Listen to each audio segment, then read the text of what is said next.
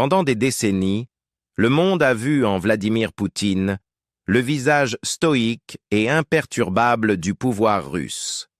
Mais derrière chaque figure puissante se cache une histoire non racontée, une histoire qui n'apparaît ni lors des conférences de presse, ni dans les portraits officiels. Cette histoire appartient en partie à Lyudmila Ocheretnaya, anciennement Lyudmila Poutina, la femme qui se tenait autrefois discrètement aux côtés de Poutine depuis ses débuts comme agent du KGB jusqu'à son accession à la présidence. Leur mariage a duré plus de 30 ans, tout en restant un mystère pour le public. On la voyait rarement, on l'entendait encore moins. Et lorsqu'elle a finalement disparu de la scène, peu de questions ont été posées jusqu'à aujourd'hui. À 67 ans, Lyudmila a brisé des années de silence, confirmant des rumeurs longtemps chuchotées sur l'homme qu'elle appelait autrefois son mari. Mais qui est-elle vraiment? Pourquoi leur mariage s'est-il effondré? Et que révèle sa discrète confirmation sur le monde privé de l'un des dirigeants les plus secrets de la planète? Restez avec nous, car la vérité commence enfin à émerger. La vie silencieuse de la première dame oubliée de Russie. Lyudmila est née en 1958 à Kaliningrad dans une famille ouvrière. Son père travaillait dans une usine mécanique et sa mère était caissière. Très jeune, Lyudmila montrait déjà des signes de dons intellectuels et d'une sensibilité artistique. Elle adorait la littérature, écrivait de la poésie et rêvait de devenir actrice. Mais le pragmatisme l'emporta. Elle étudia la philologie et devint linguiste, spécialisée en langue allemande. À la fin des années 1970, elle travaillait comme hôtesse de l'air pour Aeroflot lorsqu'elle rencontra un homme discret et maladroit nommé Vladimir Poutine dans un théâtre à Leningrad. À l'époque, Poutine était un jeune officier du KGB, distant, mal habillé et réticent à parler de son travail.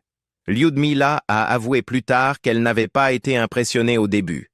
Pourtant, ils gardèrent contact. Au fil de 3 années, leur relation se renforça, bien que toujours émotionnellement complexe. J'avais toujours l'impression d'être mise à l'épreuve, se rappellera-t-elle plus tard. Poutine n'était ni romantique ni démonstratif. Sa demande en mariage n'était accompagnée ni de fleurs, ni de mots tendres, mais d'une remarque glaciale. « Tu sais quel genre de personne je ne suis pas facile. Tu as eu le temps de réfléchir. » Quand elle lui répondit qu'elle avait pris sa décision, il conclut « Alors, je t'aime, et je te propose qu'on se marie. » Ce fut davantage une alliance stratégique qu'une histoire d'amour. Ils se marièrent en 1983. En 1985 naquit leur première fille, Maria. 1 an plus tard, leur seconde fille, Yekaterina, vit le jour. À cette époque, la famille vivait à Dresde, en Allemagne de l'Est, où Poutine était en mission secrète pour le KGB. Lyudmila éleva les enfants presque seule, en terre étrangère, tandis que son mari s'absorbait dans ses activités clandestines. Elle travailla comme linguiste, mais l'isolement eut des effets sur sa santé mentale. Elle révélera plus tard que Poutine n'était pas présent à la naissance de leur première fille et qu'il avait imposé seul le prénom. « Je voulais l'appeler Natacha », dit-elle. Mais il a insisté pour Maria en hommage à sa mère. J'ai pleuré, mais il ne voulait rien entendre. Lorsque l'Union soviétique s'effondra, les Poutines rentrèrent à Leningrad, où débuta l'ascension politique de Vladimir. En 1999, il devint président par intérim de la Russie. En 2000, il prit officiellement ses fonctions. Avec cette ascension, Lyudmila fut propulsée sous les projecteurs, à contre-cœur. Elle resta discrète, n'apparaissant que rarement en public.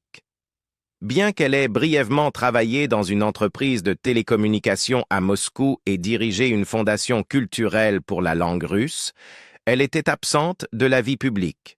Contrairement aux premières dames occidentales qui embrassent souvent leur rôle public, Lyudmila les fuyait visiblement. Une styliste qui l'habillait confia « Elle n'était pas prête pour ça. Elle ne le voulait pas. » Elle manquait régulièrement les grandes cérémonies officielles. À Noël orthodoxe ou à Pâques, Poutine était montré seul à l'église à la télévision. Les rumeurs de séparation enflèrent. Certains disaient qu'elle s'était retirée dans un couvent, d'autres qu'elle avait quitté la Russie. Le Kremlin resta silencieux. Puis, en 2008, Poutine fut soupçonné d'avoir une liaison avec la gymnaste olympique Alina Kabaeva. Il démentit et lança aux journalistes de garder leur nez morveux en dehors de sa vie privée. Le journal qui avait publié l'histoire fut rapidement fermé. Le 6 juin 2013, après des années de spéculation, Vladimir et Lyudmila apparurent côte à côte à la télévision d'État, après un ballet au Kremlin. Avec des sourires forcés et un langage corporel mécanique, ils annoncèrent la fin de leur mariage. C'était une décision mutuelle, déclara Poutine. Lyudmila ajouta « Notre mariage est terminé car nous nous voyons à peine. Vladimir Vladimirovitch est entièrement absorbé par son travail. Je n'aime vraiment pas la publicité. » Ce moment fut aussi surréaliste qu'historique. Pour la première fois, un président russe en exercice confirmait un divorce à la télévision. Bien qu'ils s'exprimassent avec respect, la tension était palpable. « Nous resterons toujours proches », affirma Poutine. 10 mois plus tard, en avril 2014, le Kremlin confirma que le divorce était officiellement prononcé. Le nom de Lyudmila fut discrètement effacé des biographies officielles. En 2016, on apprit que Lyudmila s'était remariée. Son nouveau mari, Arthur Ocheretny, a plus de 20 ans de moins qu'elle et dirige une organisation à but non lucratif. Ensemble, ils posséderaient des villas et des appartements de luxe en France et en Espagne. Maria Pevchik, responsable de la Fondation anticorruption, affirma que Poutine avait organisé une dot de plusieurs millions de dollars pour son ex-femme. Elle décrivit Lyudmila comme « jamais une vraie première dame, utilisée une fois par an à l'église comme un accessoire ». Aujourd'hui, Lyudmila mène une vie recluse en Europe. Elle éviterait les médias, ne donnerait aucune interview et n'apparaîtrait presque jamais en public. Tandis que Poutine continue de dominer les gros titres, elle s'est effacée dans une obscurité tranquille. Biographes et proches dressent un portrait sombre du mariage des Poutines. L'écrivaine allemande Irène Pietsch, amie de la famille, rapporte que Lyudmila aurait un jour qualifié Poutine de vampire, disant qu'il l'avait vidé émotionnellement. Elle raconta qu'elle devait porter les courses et pousser la poussette enceinte, son mari ne l'aidant jamais. Elle ajouta que Poutine s'irritait lorsqu'elle évoquait l'astrologie et lui aurait un jour lancé « Qui se soucie de tes vérités ?» Dans une rare confession, Lyudmila déclara « Il ne m'a jamais prise dans ses bras. » Même ses tentatives de vendre des sandwichs comme hôtesse de l'air furent stoppées par un pilote jaloux, reflet d'une vie où toute initiative semblait étouffée. Pourtant, malgré tout cela, Lyudmila ne s'est jamais exprimée publiquement de manière critique.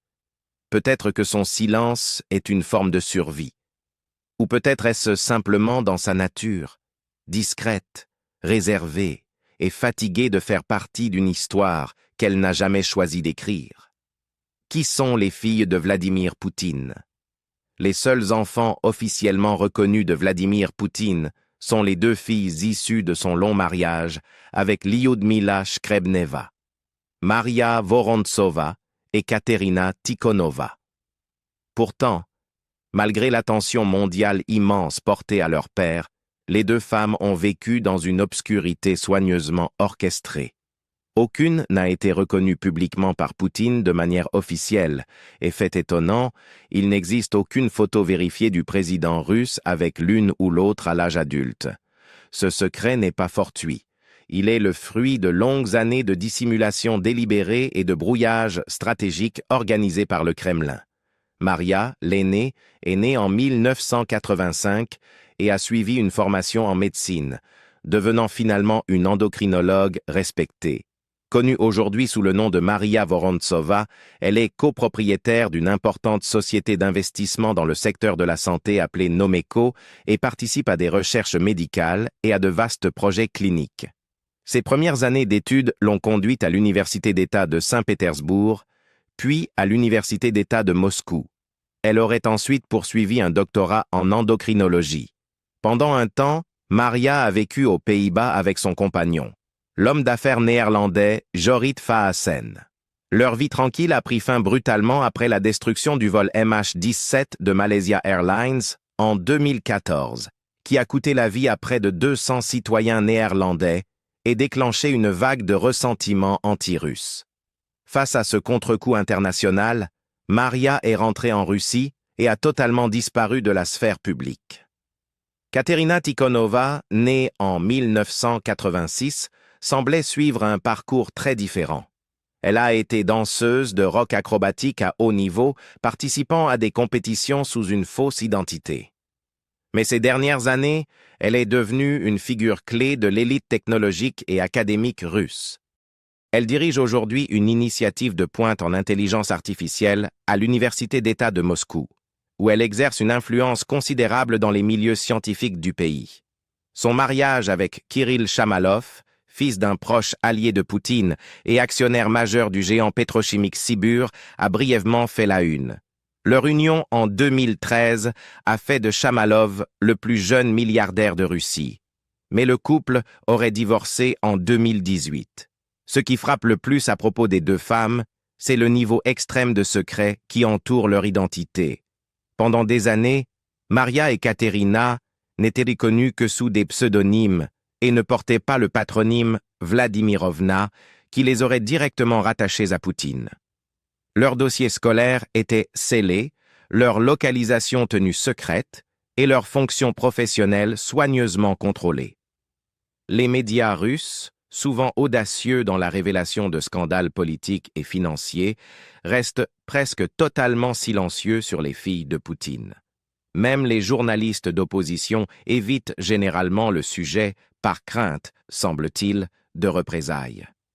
Poutine lui-même n'a fait que de vagues allusions à leur sujet au fil des ans. Dans une rare interview accordée en 2017 au réalisateur Oliver Stone, il confirma qu'il était grand-père, mais refusa de nommer l'enfant ou d'indiquer laquelle de ses filles avait accouché. Lorsqu'on l'interrogea plus directement, il répondit un jour « J'ai une vie privée dans laquelle je n'autorise aucune ingérence. Elle doit être respectée. » Cette phrase est devenue une sorte de bouclier pour le dirigeant russe, lui permettant d'éluder les questions sur sa famille tout en entretenant le mythe d'un domaine personnel inviolable. Le secret intense entourant Maria et Katerina a alimenté d'innombrables spéculations sur leur place dans la vie de Poutine et sur les efforts déployés pour les protéger. On pense généralement que les deux femmes vivent sous haute sécurité, que leurs déplacements, leurs communications et leurs apparitions publiques sont strictement surveillées. Certains rapports suggèrent qu'elles n'assistent que très rarement, voire jamais, aux événements d'État, même ceux rassemblant les familles des plus hauts responsables. Leur richesse et leur influence, bien que réelles, demeurent largement invisibles dans l'univers médiatique strictement contrôlé de la Russie. Et pourtant, malgré ce secret, les deux filles sont peu à peu devenues les symboles du cercle intérieur privilégié et protégé qui entoure Poutine. Leur accès à une éducation d'élite, à des investissements lucratifs et à des opportunités soutenues par l'État révèle une structure dynastique cachée, une structure opérant en coulisses de l'image autoritaire du Kremlin. Tandis que Poutine cultive une image d'austérité patriotique et de sacrifice personnel, ces filles mènent une vie de confort, de discrétion et de privilèges exceptionnels. Et ce paradoxe ne fait qu'approfondir l'énigme de l'homme qui dirige la Russie depuis les épais murs du secret, dans les coulisses de la vie privée de Vladimir Poutine. Derrière la figure publique de Vladimir Poutine, perçu comme un dirigeant mondial dominant, se cache une dimension bien plus insaisissable, sa vie privée. S'il a été marié à Lyudmila Ocheretnaya, avec qui il a eu 2 filles, les relations personnelles du président russe depuis leur divorce font l'objet de spéculations incessantes, mais restent officiellement non reconnues.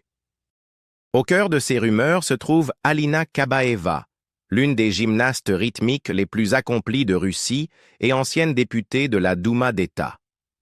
Lié pour la première fois à Poutine par le journal Moskovski Correspondent en 2008, son nom est rapidement devenu trop sensible pour être publié. Le journal a été fermé quelques jours après la parution de l'article, apparemment sous la pression des autorités. Mais les murmures n'ont jamais cessé. Depuis, Kabaeva a accédé à des postes puissants dans les médias, notamment comme présidente du National Media Group, qui contrôle une grande partie des médias pro-Kremlin russes. En 2022, le Trésor américain l'a sanctionné pour sa relation étroite avec Poutine, reconnaissant ce que le Kremlin continue de nier. Selon The Dossier Center, une plateforme d'investigation fondée par le dissident russe Mikhail Khodorkovsky, Kabaeva serait la mère d'au moins 2 enfants de Poutine. Ivan Poutine serait né en 2015 dans une clinique de luxe à Lugano, en Suisse, tandis qu'un second fils, Vladimir Jr., serait né à Moscou en 2019. Ces enfants vivent à l'abri des regards, dans un domaine fortifié situé dans le parc national de Valdai, gardé par des nourrices, des précepteurs et des agents de sécurité d'élite. Leurs identités seraient protégées par de faux documents, une pratique courante pour les agents des services russes. Le niveau d'isolement de Kabaeva face à toute enquête publique est remarquable. Elle est réapparue à la télévision en 2021 et 2022 pour diriger des spectacles patriotiques de gymnastique, souvent empreints de symboles pro-guerre comme le Z, utilisé pour soutenir l'invasion de l'Ukraine. Pourtant, malgré ses apparitions publiques, aucun journaliste n'ose l'interroger sur sa vie privée, ni sur son rôle supposé de première dame officieuse de la Russie. Un autre nom surgit dans l'histoire romantique et secrète de Poutine, Svetlana Krivonogik, une ancienne femme de ménage originaire de Saint-Pétersbourg. Son lien avec Poutine a été révélé par le média indépendant russe Proekt, qui a dévoilé en 2020 que Krivonogik avait une fille, Louisa Rozova, fruit présumé d'une liaison avec Poutine à la fin des années 99. La transformation financière de Krivonogik soulève de nombreuses questions. Après l'arrivée de Poutine à la présidence, elle acquit des parts dans la Banque Rossiya, considérée comme la colonne vertébrale financière du cercle rapproché de Poutine. Elle posséderait désormais des appartements de luxe à Moscou et à Monte-Carlo, et sa fortune dépasserait les 100 millions de dollars selon les documents des Pandora Papers.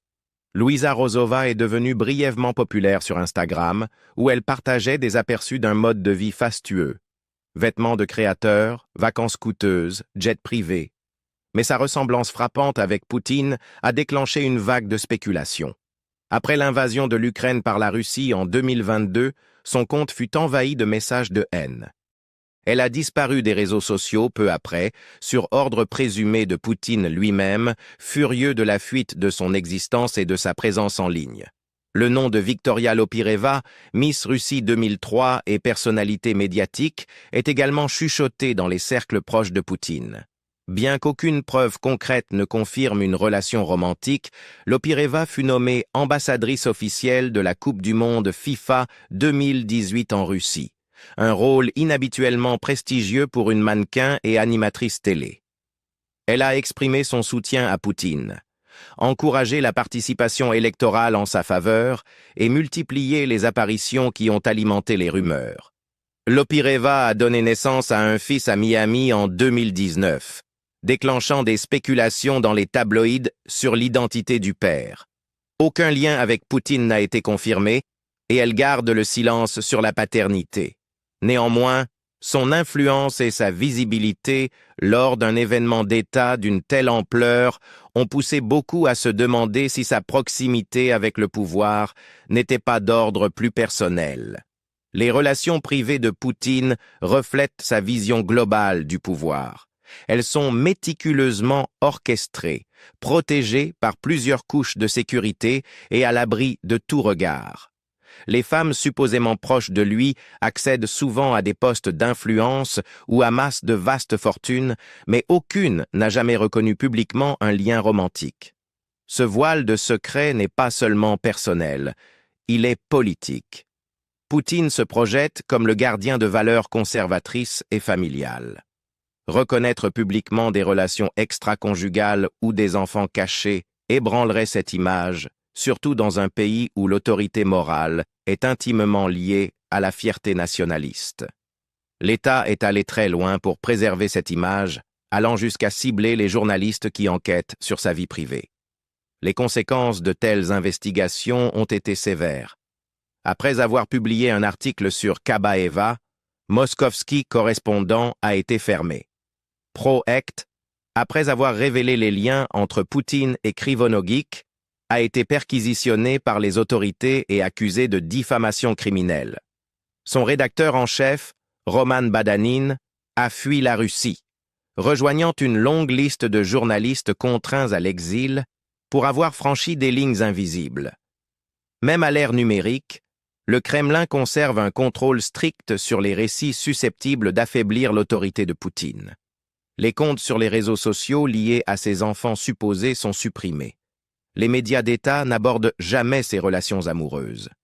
Et ceux qui persistent sont confrontés à des pressions juridiques, à l'intimidation, ou pire.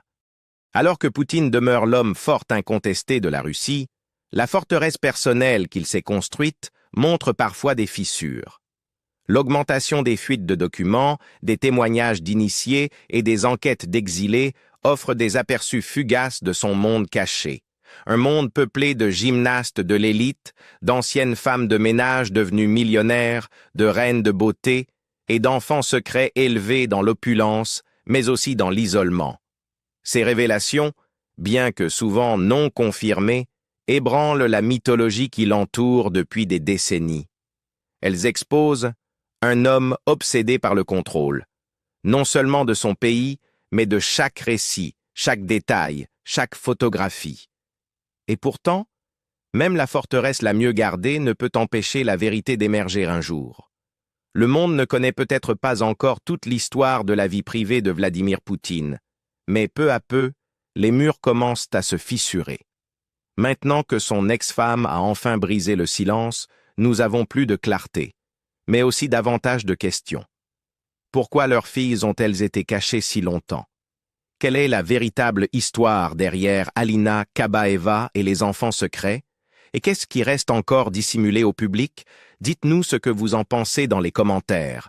N'oubliez pas d'aimer cette vidéo, de la partager et de vous abonner pour d'autres enquêtes sur les histoires que le monde n'est pas censé connaître.